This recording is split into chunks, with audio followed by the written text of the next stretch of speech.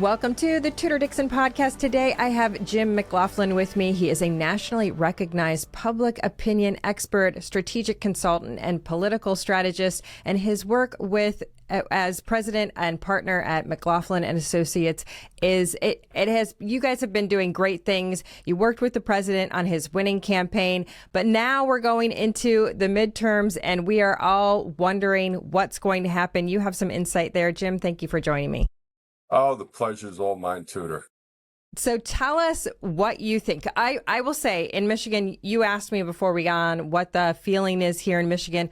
I think, if you're looking at our seats, we have some seats that one of our congressional seats, Tom Barrett, he won in 24. So he's a new congressman. We know that he's a target. He's done great things. I will say he's done some really amazing work. He brought a couple back from Mexico that was pretty much in prison and not coming home. So he's done some really good things, but I think he's a target. I know John James is running for governor. His seat we don't have a candidate there. That's a target. We talk about redistricting. We were redistricted a few years ago. Even Bill Huizenga, his congressional district is becoming bluer because of the redistricted map. So what are you seeing for the midterms? Because here we're a little nervous. Yeah. And look, I think one of our biggest opponents coming up into the midterms is quite honestly complacency. We can't become complacent because so you said this happened in 2018, and I totally agree with you. I will say, when you talk about complacency, we felt, I think, you can correct me if I'm wrong, we felt in 2016, oh my gosh, we ran away with it. People love us.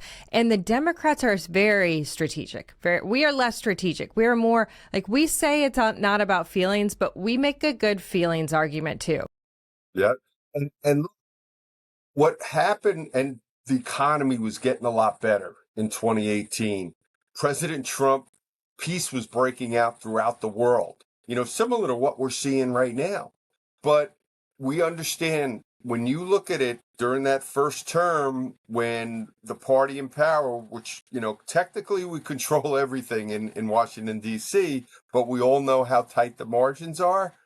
And look, all that good stuff that President Trump is able to do right now with a Republican Congress and a Republican U.S. Senate, that goes away. And I remember during President Trump's first term, there were some people in the White House that were saying, it won't be that bad of a thing if the Republicans lose, the House or the Senate, God forbid, come the midterms, because we can do what Bill Clinton did and we can triangulate. But what happened when, the Republicans gained control in the House and the Senate after the 94 elections and Bill Clinton was forced to triangulate because he wanted to get reelected again, is Newt Gingrich and the Republicans worked with him. They compromised on things like tax relief, on things like a crime bill, on things like welfare reform. The Democrats don't do that. And the Democrats are a bunch of extremists. We all saw what happened when the Democrats were in charge of Congress.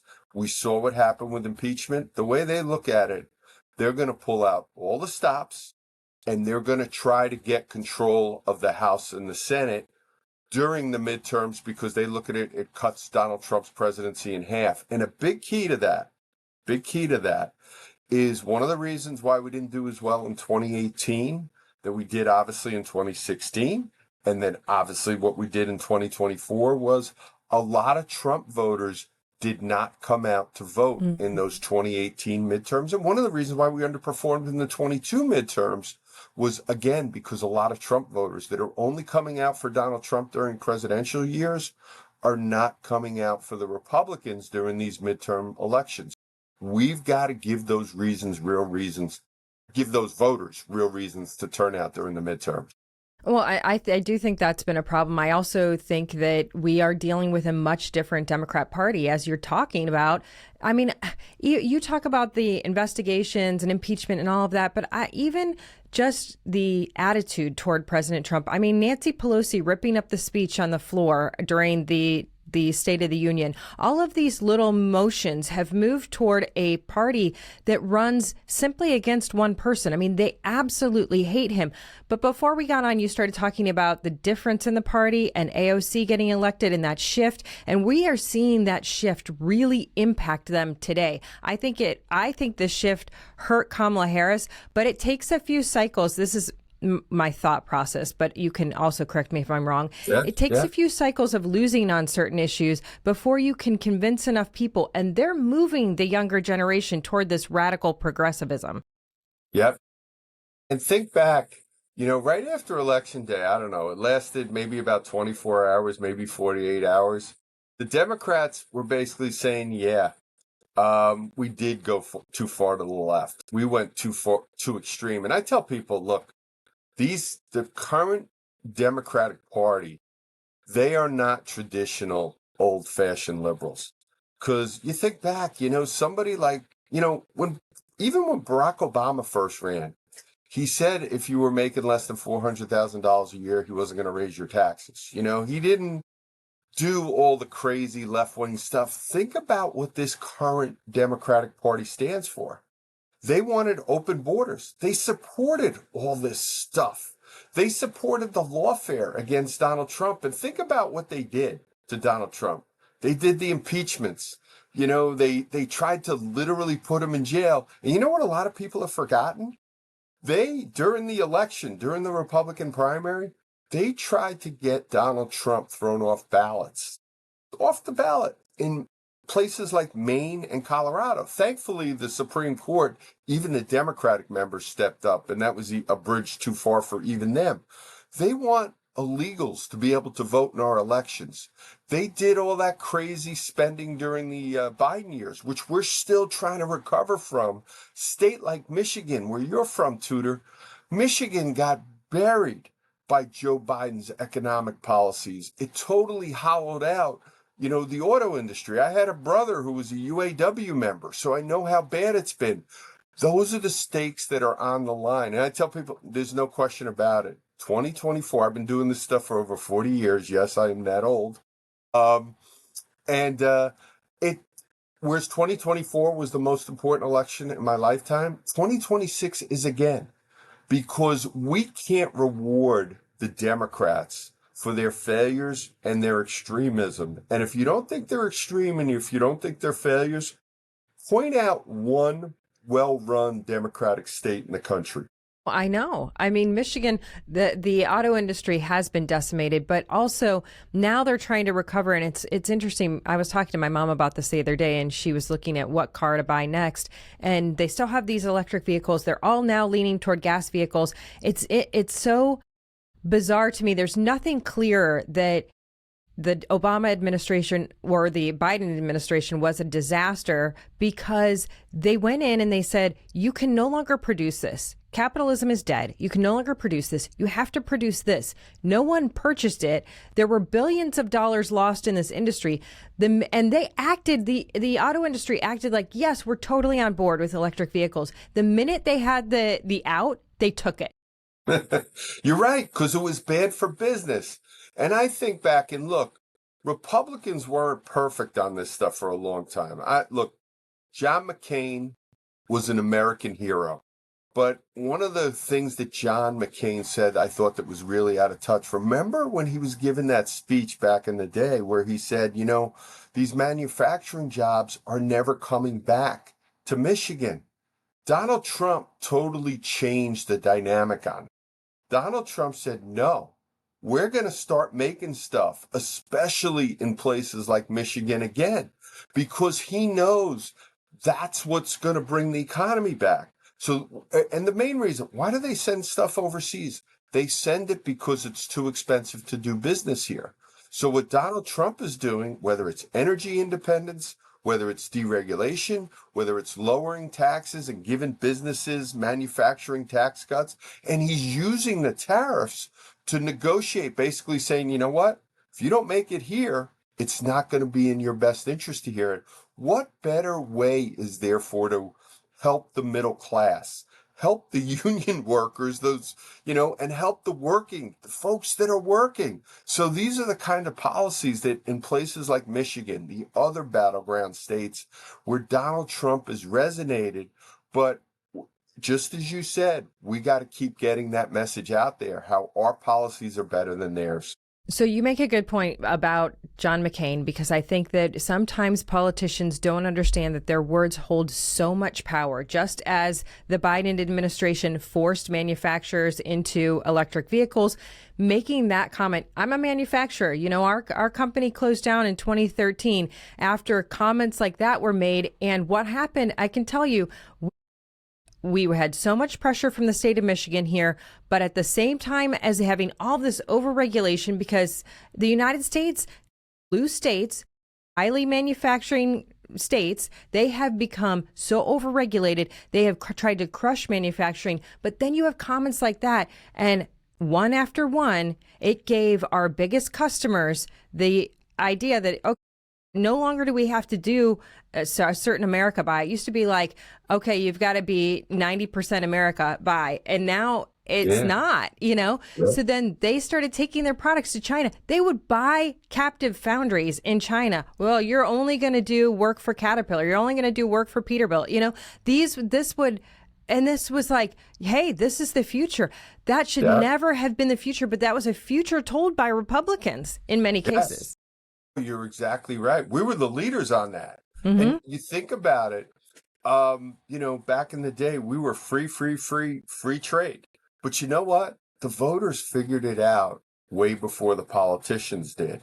And they said, no, we're all for trade. Donald Trump wants trade.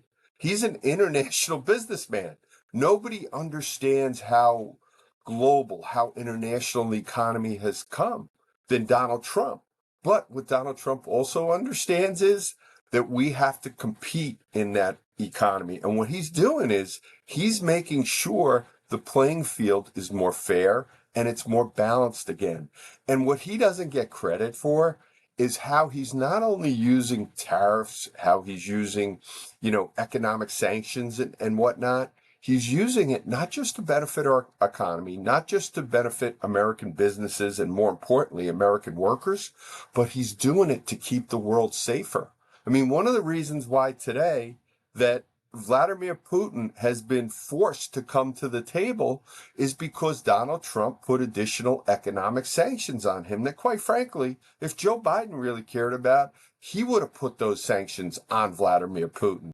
So it's really pretty amazing what, Donald Trump has been able to do in terms of peace and prosperity by using economic policies to get people to the table. Well, I think that's important, what you said about Joe Biden, because you made the point earlier that AOC has taken the Democrat Party in a different direction. But you also mentioned that the Obama-Biden administration was very much in favor of strong borders. Democrats had always been in favor of strong borders. There was this movement, I think it came from the progressive left of it's loving, it's caring to have these open borders. But where did the depths of that argument come from? Because it is very dangerous to have open borders. I mean, there's no question. It's not even debatable. It's extremely dangerous. There should be, if you want people to come in, it's not no immigration. It's no illegal immigration. How did we get to the point where we have to fight this issue? But Obama was for strong borders. Everybody was, and everybody is, except for the Democratic politicians in power. And the reason why I remember the first time somebody told me that the George Soros crowd wants open borders. I remember thinking, this is ridiculous. Somebody told me this like 15, 20 years ago, whenever the heck it was. And I thought, that was kind of crazy. And it was a union political director that told me this. And he's was a sane Clinton liberal. But the reason they're doing it is for power. The whole idea was they look at it. Remember, Ronald Reagan came from California. California was the state that gave us Ronald Reagan, gave us Richard Nixon. They used to like Republicans. They used to vote for Republicans. I worked for Arnold Schwarzenegger when he was the governor of California. They look at it and said, okay, we opened the borders. We turned California into a overwhelmingly Democratic blue state. Now they want to do that to the rest of the country, especially in a place like Texas. And with the Democrats, it's all about power. And these open border policies were just, quite frankly, insane. Remember, it was last summer. They were telling us that, you know what, we need comprehensive immigration reform. That's why Joe Biden can't fix the border. And remember, they were telling us with a straight face that the border was secure. Donald Trump, within days of getting in office, he basically solved the immigration problem, or he secured the border. There's still a lot of bad hombres, as they say, got in here. So we've still got a lot of work to do when it comes to the border. But it's an economic issue, and it's obviously a safety issue. But the Democrats did what they did. It was just pure power. And they used to tell you, if you said that as a Republican or you said that as a conservative, that you were a racist. No, we're all for legal immigration. We're all the sons and daughters of immigrants, but they did it legally, and we have to have a process where you do it legally. But that has been, I mean, the racism argument is powerful, and I think it's incredibly powerful in the minds of young people. And I have so many people from my generation who say, gosh, we really felt like we were coming together as a nation when we were young. Like we never saw that. And I grew up in the suburbs of Chicago. So maybe I just grew up in an area where you didn't really think about people's race. We had our high school was very diverse, and maybe it's different in smaller areas. I don't know. But now it seems like there is this radical push to like, do you fit into this category? Do you fit into this category? And it feels to me like it's coming from the left. I mean, I know that there are far right groups, but it seems to be still that group in the middle on both sides. And I mean, middle to center right, middle to center left, where people are going, we don't want to be this way. Yeah. And look, that's where the majority of Americans are. But the Democrats, and especially this radical left, they're using race. They're using gender. They're using, LGBTQ issues. They're using that to try to get in power and stay in power. I mean, quite honestly, in many cases, what the left does is there is no more diverse country in America than us. And we've got to push back on it. And that's one of the great things about Donald Trump is nobody has done more to push back on it than him. And look, I was saying this before the election because I was seeing surveys every single day. We were obviously doing President Trump's polling in the battleground states along with our partner, Tony Fabrizio, on that stuff. And I told people, I said, look, if we win these elections, it's because of black people and brown people. And that's what happened. If Donald Trump and the Republicans did not get a record percentage of Hispanic votes and a record percentage of black voters, we would not have won these elections. And I give especially Hispanics. I can't tell you how many times in focus groups Hispanic voters would tell us things like, Nancy Pelosi, Joe Biden, they sound like the Marxist dictatorships they left. They would literally tell you that they sounded like the Castros. They sounded like Maduro. They sounded like Chavez, Ortega, etc. And they would follow up and say they use race. They use class warfare to stay in power. These folks just come to this country and want to work their head off. And one of the lines we'd hear all the time, they came here for the American dream. And we have to continue to fight for that dream. Well, and you just reminded me when I was campaigning and we were campaigning through the Detroit area, there were many of the big road construction companies are in Detroit, right? So, and obviously the whole campaign of Whitmer was going to fix the roads. And when we started talking to people over in Detroit, they said she came into the black community, went to black owned construction companies and said, we are going to increase the number of contracts that go to black-owned construction companies. So when we fix the roads, it's going to go to black-owned businesses and African-American-owned businesses. And they didn't get any.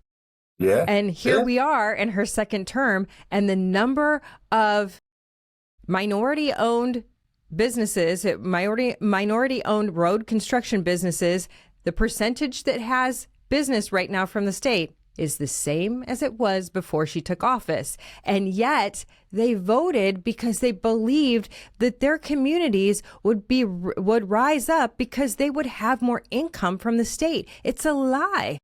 Yeah. Oh, no question about it. And we would hear that, especially when it came to the issue of immigration. We'd hear it from black voters where they'd say, what about us?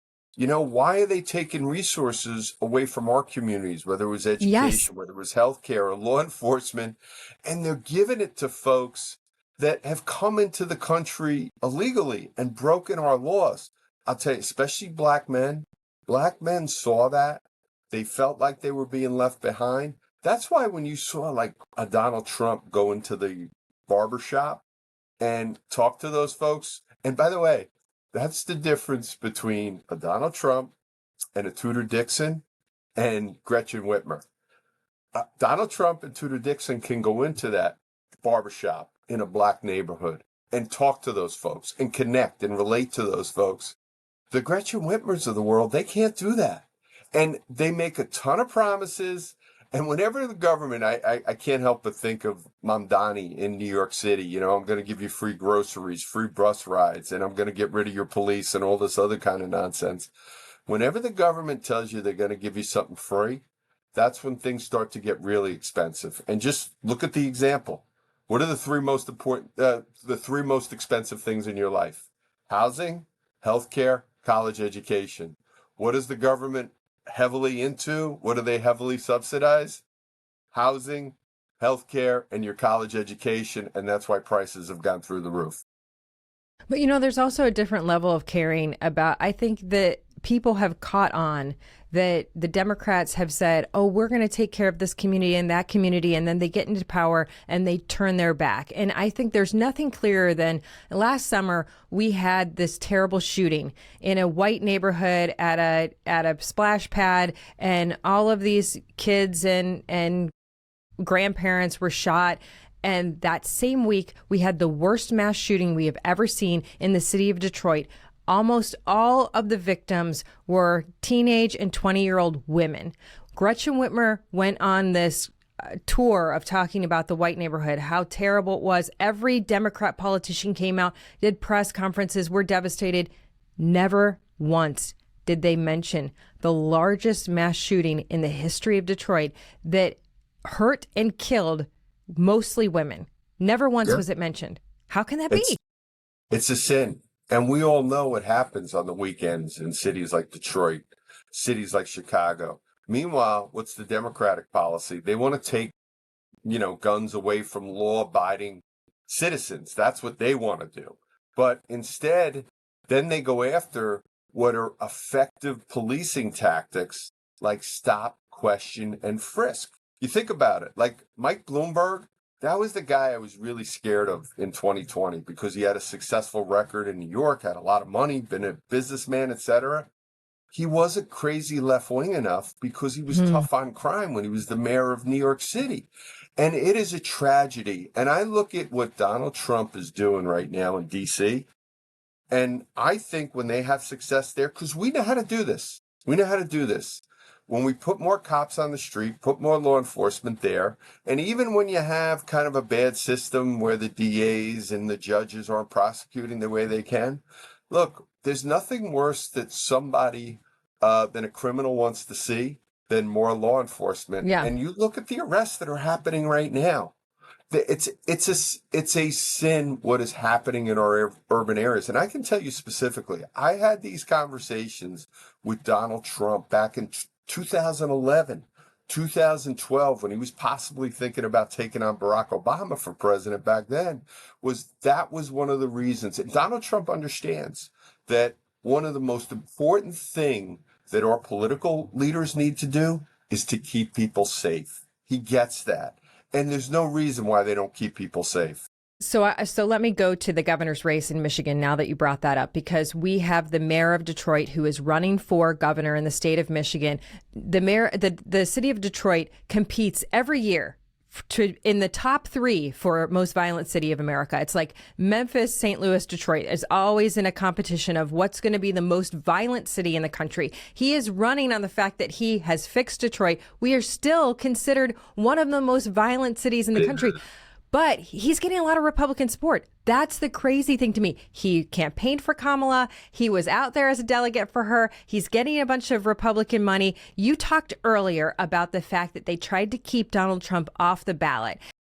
Jocelyn Benson, who is the Secretary of State in the state of Michigan, was the one leading the charge, and she went out and said that on national TV. She said, "Hey, we're coordinating with 7 other secretaries of state. We're trying to make sure we win this election." So she essentially admitted, "I'm leading the charge to try to make sure we can't let these people on the ballot." She did this in the state of Michigan, not with Donald Trump, but she effectively said Cornel West could not be on the ballot. And when Bobby Kennedy Jr. Came out and said he didn't want to be on the ballot, she said, "No, you have to be on the ballot. You're going to stay on the ballot," because she thought Cornel West would take votes from Kamala, and she thought that RFK would take votes from Donald Trump. So she manipulated the ballot to her advantage. What is to say that in 2026, she won't allow Mike Duggan, the mayor of Detroit, to take Republican money all through the primary and then get to the general and say he can't be on the ballot? Well, the Democrats will, because they don't, it's always about winning when it comes to with the Democrats. And you're exactly right. In the presidential race, we saw that. We saw the Cornel West, what few votes he was getting, they were going to hurt Kamala Harris. And the few votes that, RFK Jr. was getting, they were more likely to hurt Donald Trump. That's why the Democrats play for keeps. But again, I think it's a lot of times the Democrats insult the intelligence of the voters. And I think if you can make your case to the voters, show a real contrast, maybe we can get you to run for governor again. And you have some real differences there. Make it about the issues. I was talking to some folks that are trying to help, Curtis Lewa in New York. And Curtis is a friend of mine. And I said, they're asking me, what can he do to get more support? I said, he's got to give people a reason to vote for them. Just like Donald Trump did. Donald Trump always had issues. In the last campaign, it was about, bringing down inflation. It was about fixing the border. And he was going to end the endless wars. And you need issues. But the good news is for the Republicans in Michigan, they have issues. Things have gotten too expensive there. It's sad, but good. Yep. And unemployment is above the national average there. Wages are still having trouble because, again, people got buried during those Biden and Harris years. We need to bring those wages up and increase salaries and get it above the cost of living. So I think if you make that campaign basically off issues, show some real contrast there, I think the Republicans, not just in Michigan, but across the country, I think Republicans can overperform in these midterm elections. And again, a lot of it isn't not just because of the successes of President Trump and the Republicans, but because of the failures and extremism of the Democrats.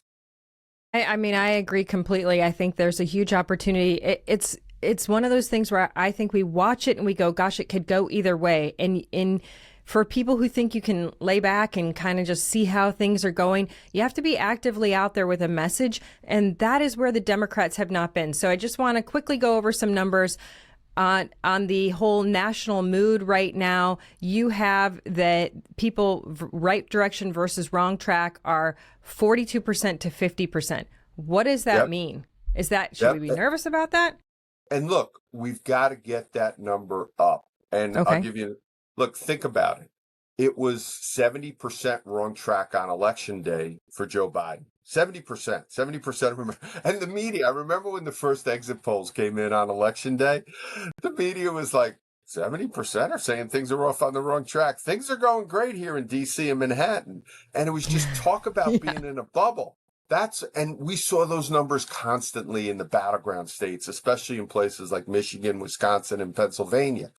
But they're significantly better, but we need to get them better. We need to get them up over 50% for those midterm elections. That's why it was so important that the Republicans passed the beautiful bill when they did, because it's going to give us time to make the economy better. And people don't realize how much good stuff was in that beautiful bill. No, not at all. It wasn't just tax relief. It wasn't just deregulation. There was energy independence in there. So it's going to bring down the price of utilities, energy, gas, etc. More, more resources for our border patrol agents, more resources for immigration, etc. So they're going to see all this good stuff happen. And again, it takes time for this to seep in and for the country to get better. I'm kind of amazed by the successes in such a short period of time that President Trump has been able to have. But we need to get that number up, because back in 2002, when the Republicans defied history and they actually picked up seats during the first midterm of George W. Bush, there was a sense the country was moving in the right direction after 9/11. The economy was doing well. George W. Bush and the Republicans were keeping us safe. The right direction number was up over 50%. So it's really important. And what's happened is, hey, Republicans overwhelmingly think the country's moving in the right direction. Independents are getting there. They were, by the way, about 70% plus when Joe Biden was president, off on the wrong track. So we need to keep monitoring that number, and we need to get that number up. And I think it's going to happen as Donald Trump continues to get successes at the national level. Well, but right now you have the general congressional ballot at 47% Republican, 42% Democrat. So that seems like it's good. Yep. And that's way ahead of where we've been in past elections. And there's been times where the Republicans have actually been losing on the national generic ballot because, look, it's a little bit skewed in a national poll to places like, California and New York, which, it's the battlegrounds are going to be fought out. I guess the NRCC, which is the campaign arm of the congressional Republicans, I think they've identified about 46 battleground type seats in this election. And, some of those districts, as you know, in Michigan, like a John James district, they could be very different than what the national electorate is at large. But that is a really good sign for Republicans. The fact that we're +5 in the generic and the numbers are relatively close. As long as it stays like that, and if we can get a little bit better, that spells, that means good things are coming in the midterm elections. And by the way, there's some polls out there. I saw one, I think it was Pew the other day. They had Donald Trump with like a 39% approval rating. It wasn't likely voters. It was a survey of adults. They undersampled Republicans. Don't get crazy. Don't pay attention to the bad media polls. I remember there were a bunch of polls that came out in Michigan right before the election that said Kamala Harris was going to win. And we even released some numbers a couple of weeks before the election. We had Donald Trump basically after Labor Day with a small but durable lead in all of the battleground states. And well, that's what I mean. There was a point when they said that Michigan was going to her, and we were watching. It was interesting because Alyssa Slatkin was like, no, I think it's really bad for Kamala Harris. And I think everybody went, how could she come out and say that? She just openly said it. And she had these commercials with Trump. And that was sort of on the ground here in Michigan. We were like, it must be really good for him, because if she's doing this in Michigan, that's a good sign. So before I let you go, House and Senate, what are you thinking?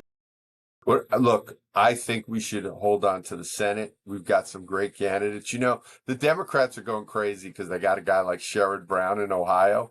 And I'm like, he just lost. He lost that not that long ago. And he is very, very liberal. He's very out of touch where Ohio is right now. So I think we're going to be okay in the Senate races. And look, the congressional races are going to be a dogfight. Like we've talked about, history says the party in power loses an average of at least 25 seats during the midterms. But I think the contrast of Donald Trump and the Republican successes versus the Democrats' extremism and failures, I think we got a legitimate shot. I also think, under Speaker Johnson, the leadership of Chairman Hudson at the NRCC. And I also think what you're seeing is, Susie Wiles, Chris LaCivita, the Republicans in Donald Trump's sphere, they understand the importance of keeping a Republican majority, which unfortunately there were folks involved with President Trump's presidency the first time that didn't understand how important it was for us to keep the House and the Senate. So I feel as good as you could this time of the year about us holding on. Good. Well, that hopefully there's a lot of energy in those Trump voters that we talked about that didn't come out in 2018. That's the goal for anybody listening. That's the goal. Push those people back out. They got to come out in 2026 and they've got to vote because they're going to vote the right way. And then we're going to retain the majority. Well, it's been a pleasure talking to you, Jim McLaughlin. Tell people where they can find all of your information and follow you guys. Oh, they can just go to our website, jim@mclaughlin.online.com, and I'm on Twitter and Facebook and all that other. It's under Jim's Polls on a Twitter. So anytime, and the pleasure actually has been all mine. This has been great, and congratulations on all your success with the podcast, Tudor. Well, thank you. It's been so much fun, and I have to thank Clay and Buck for giving me this opportunity. Honestly, the network is great. The group that we work with is fantastic. We've been able to get so much information out. We just on Friday, we had an interview with a woman from the FDA, and the information we got out, so cool. It's so cool what we're able to do with this platform and being able to talk to people who are really working hard in the administration and folks like you who are helping the president. So thank you for what you do. Thank you. And thank you all for listening to the Tudor Dixon Podcast. You can subscribe at the iHeartRadio app, Apple Podcasts, or wherever you get your podcasts, or you can watch the whole video on Rumble or YouTube at Tudor Dixon. And join us the next time. Have a blessed day.